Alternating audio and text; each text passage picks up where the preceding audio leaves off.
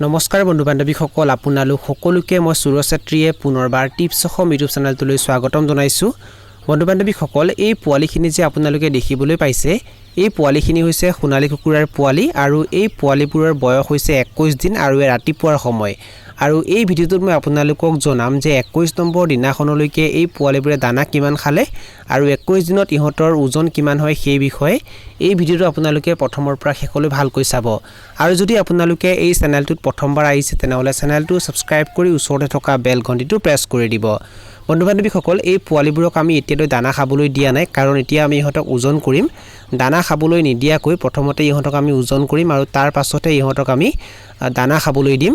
ইহঁতৰ ওজন কিমান হৈছে সেই বিষয়ে জানিবলৈ আমি 6টা সোণালী কুকুৰাৰ পোৱালিক ধৰিম আৰু 6টা পোৱালিক ওজন কৰি আপোনালোকক দেখুৱাম যে 21 দিনত ইহঁতৰ ওজন কিমান হয় সেই বিষয়ে।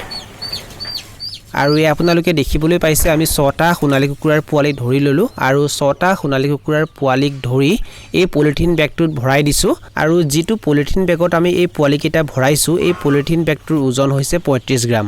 এই পোৱালিকেইটাৰ ওজন যিমান হ'ব তাৰ পৰা আমি 35 গ্ৰাম বিয়োগ কৰি দিম। আৰু ইয়াতে আপোনালোকে দেখিবলৈ পাইছে ইয়াতে 6টা সোণালী কুকুৰাৰ পোৱালিৰ ওজন দেখুৱাইছে 850 গ্ৰাম আৰু 850 গ্ৰামৰ পৰা যদি আমি পলিথিন বেগটোৰ ওজন 35 গ্ৰাম বিয়োগ কৰি দিওঁ তেতিয়া কিমান হ'ব 815 গ্ৰাম। মানে 21 দিনত 6টা সোণালী কুকুৰাৰ পোৱালিৰ ওজন কিমান হৈছে 815 গ্ৰাম। যদি 6টা সোণালী কুকুৰাৰ পোৱালিৰ ওজন 815 গ্ৰাম হয় তেনেহলে সেই হিচাপে গড় ওজন কিমান হ'ব 135 গ্ৰাম। মানে 21 দিনত এটা সোণালী কুকুৰাৰ পোৱালিৰ ওজন কিমান আহিছে 135 গ্ৰাম।